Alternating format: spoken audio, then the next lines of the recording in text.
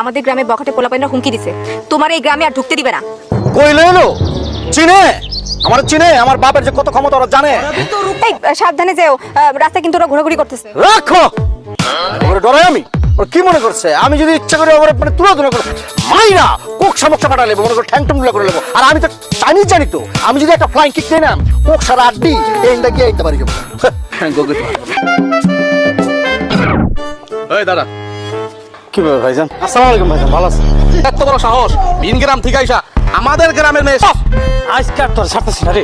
দেখেন ভাইজান আমি একটা জেন্টলম্যান, আপনি আমার সাথে যে ধরনের ব্যবহার করতেছেন কিন্তু এটা কিন্তু একদম বেয়াদবি হইতেছে। আমার সাথে আপনি বেয়াদবি করতেছেন ভাই। বেদবি কি দেখছোস তোর মাথা ভাই দুই ভাগ করে দিব।